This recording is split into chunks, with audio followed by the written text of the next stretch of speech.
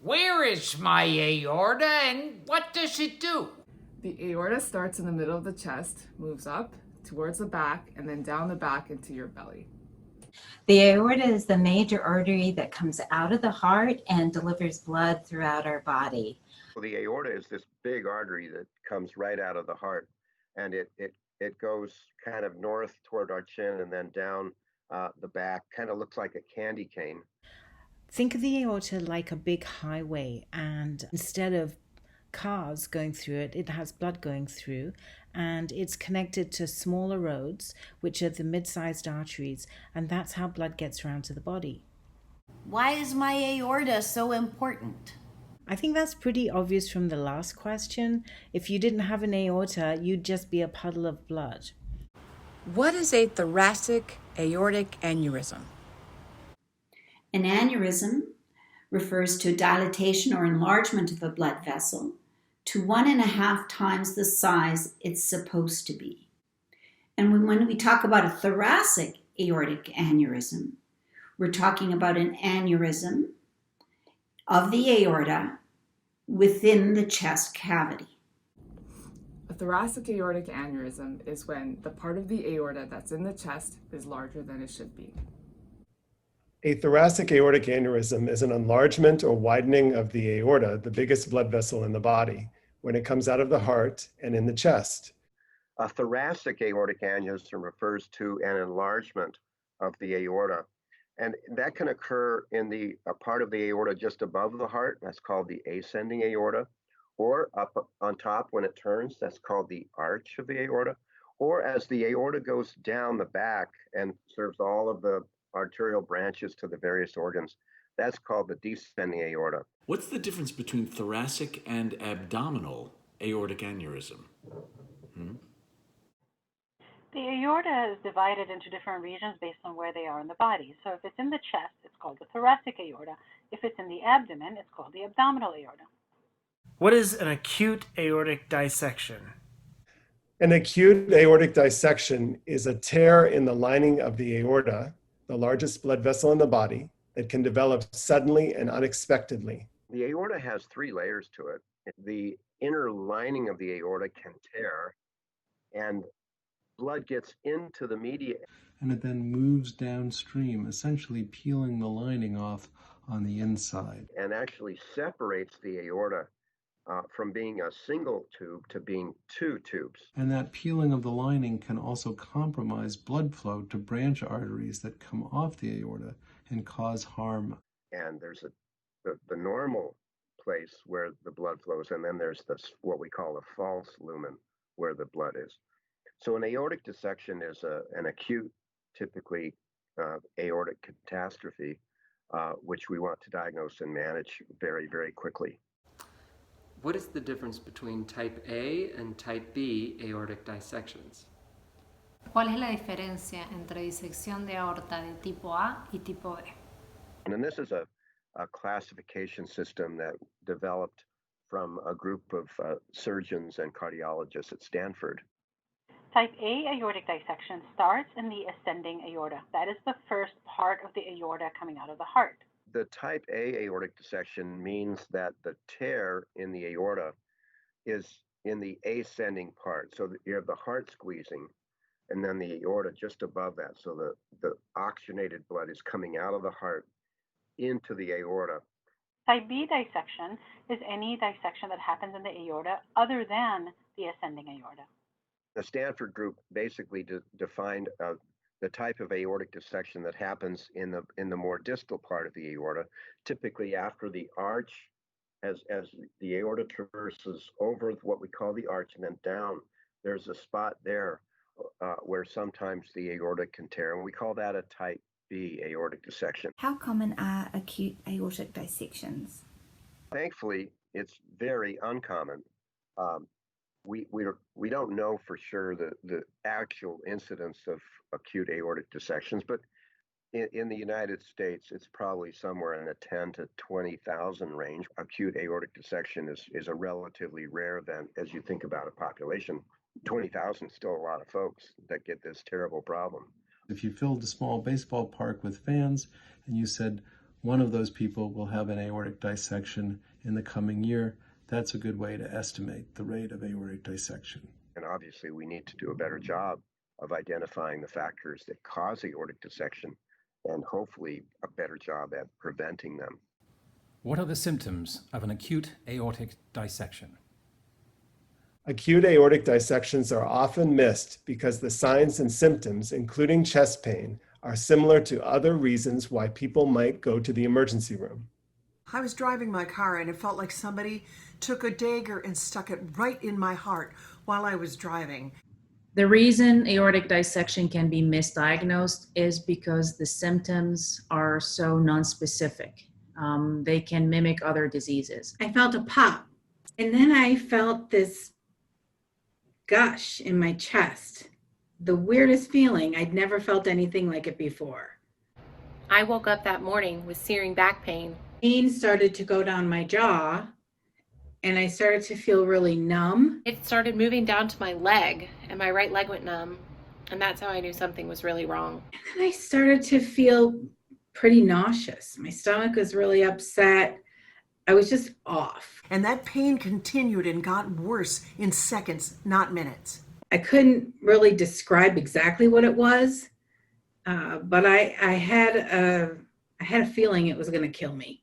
He was in the hospital for 24 hours for a workup for low back pain until somebody had the brilliant idea to do a chest x-rays and they saw the widening in the mediastinum, and luckily the patient survived operation and the back pain disappeared, of course. Why are dissections so often misdiagnosed? Acute aortic dissections are often missed because the signs and symptoms, including chest pain, are similar to other reasons why people might go to the emergency room. Aortic dissections are considered the great masqueraders sometimes. People show up with chest pain, and if they're a young patient, maybe they'll think the patient's having a pulmonary embolism, which is a clot in the lungs. The reason aortic dissection can be misdiagnosed is because the symptoms are so nonspecific. They can mimic other diseases. Aortic dissections, it's like trying to find a needle in a haystack sometimes. So many people come to the emergency room with chest pain. You really have to be thinking about an acute dissection to diagnose it. Often it is misdiagnosed as a heart attack or clot in the lungs or a stroke or other serious illness. So we really need to be thinking about the aorta in order to diagnose acute dissection. How can aortic dissection be diagnosed? The best way to diagnose an aortic dissection is with a CT scan. And oftentimes a CT is done for another reason, and on the CT scan we see the aortic dissection. Think aorta. The emergency room physician had a hunch that it wasn't a heart attack, but something else. And in order to prove his suspicions correctly, he sent me for a CT scan. Think aorta. If you have a family history of aortic dissection or a genetic condition that can predispose to acute dissection, and you're in the emergency room with sudden onset, severe chest or back pain, then ask for a CT scan. Think aorta. When the ambulance delivered me to the ER, the physicians assumed that I was having a heart attack. After my vitals crashed, I had to be intubated. Someone brought up John Ritter and decided that I needed a CT scan. Think aorta.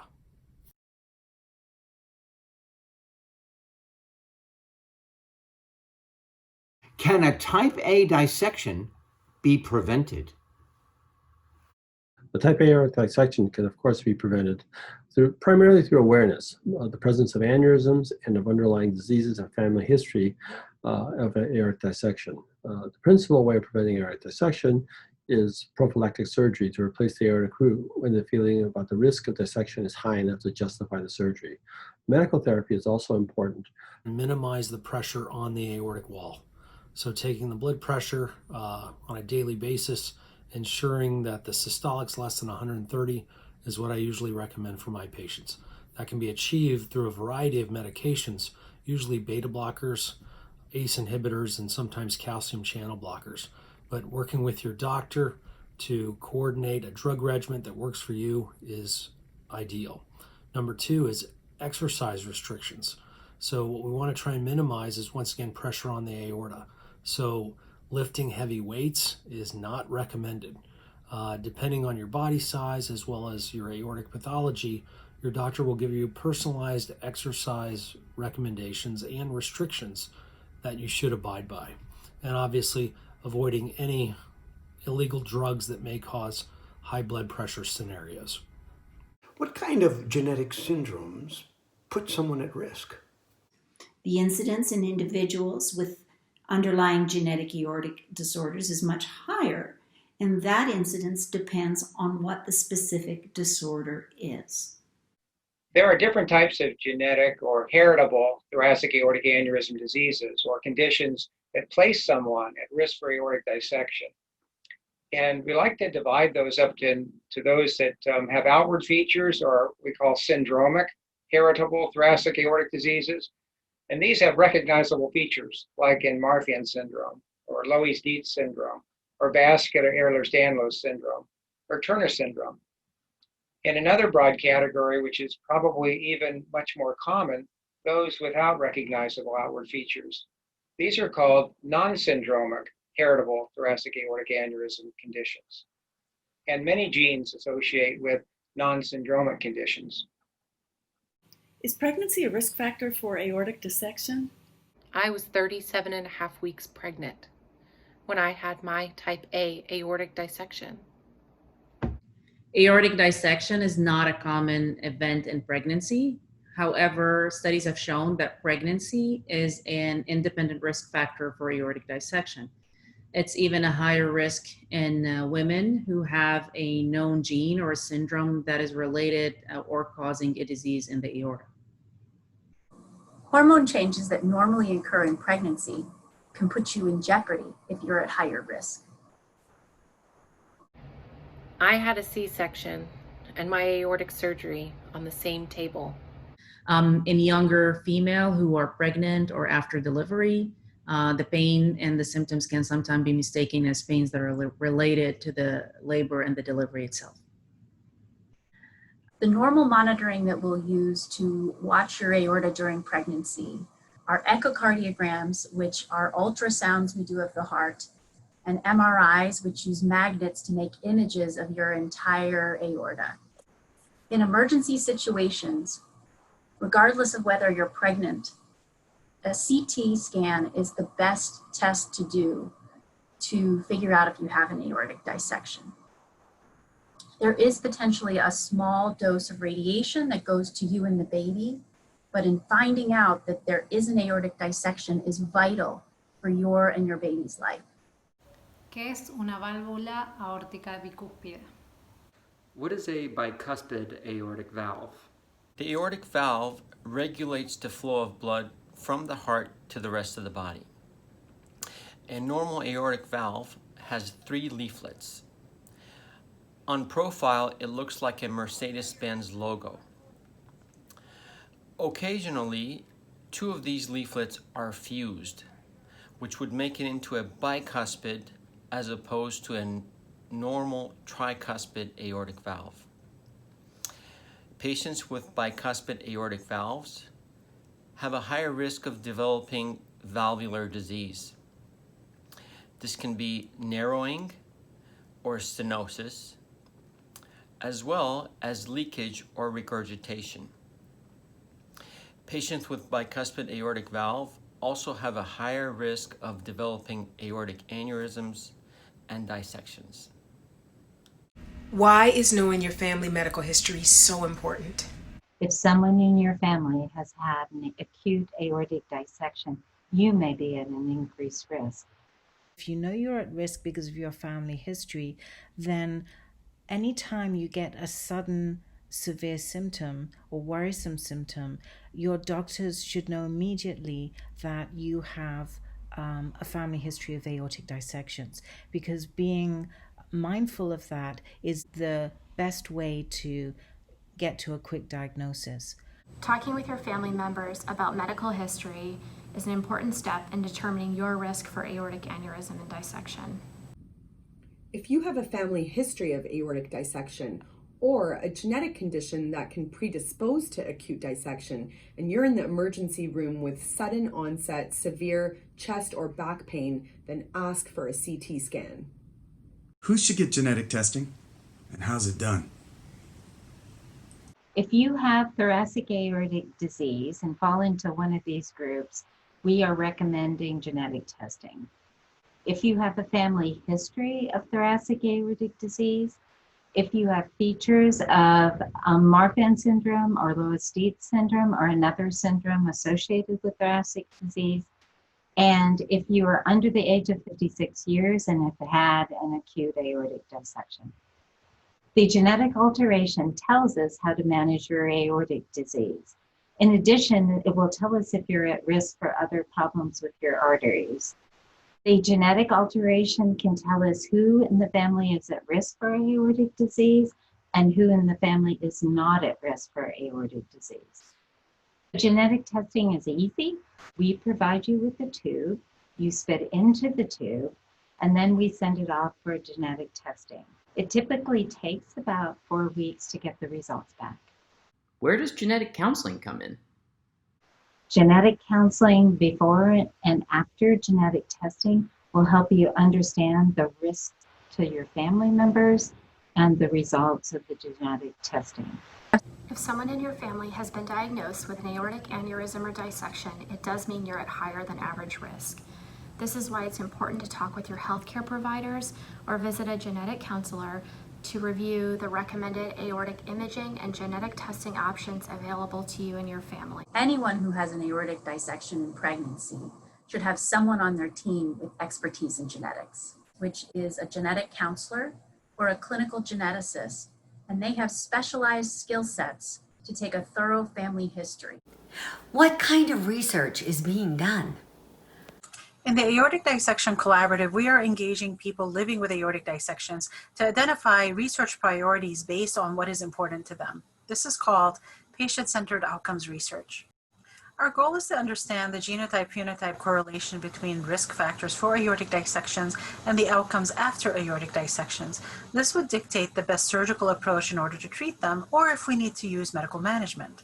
There's an interesting study that's going on that is allowing patients to better understand what exercises are safe for us and helping patients to kind of get back to themselves. You know, there's a lot of active people who just want to have their active lifestyle again, but do it safely. There's a significant amount of research that's being conducted for aortic disease, specifically with thoracic aortas. There's a significant amount of genetic work being done with several different research protocols being instituted.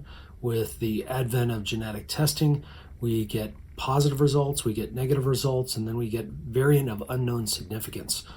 These are being tabulated in a consortium, the Montalcino Aortic Consortium, that's run by a variety of investigators internationally to collect these genetic mutations and try and identify the end results for aortic pathology. There's significant research being done in the field of bicuspid aortic valve disease, and at our institution we have a database that we're trying to correlate aortic size with outcomes. If you've had an aortic dissection in pregnancy, or you're a person who is at risk for aortic dissection and you've had a pregnancy, there are many ongoing studies, and if you want to help, please seek them out. We do want you to participate. This is how we're going to move the needle forward, and we're going to better take care of women with these conditions in pregnancy. I'm a part of a genetic study at the John Ritter Research Program, because if this turns out to be genetic, then I want to make sure that my children are tested and that they'll know that when they have children, so that they can be tested. At the John Ritter Research Program, we're trying to identify all those genetic changes in the DNA that predispose to aortic dissections. We want to do this so in the future we can take the DNA from somebody, sequence it, and then tell them if they're at risk for an aortic dissection during their lifetime or not. And if they are, we can use that information to put them on management protocols to prevent that dissection. That is the ultimate goal of our research.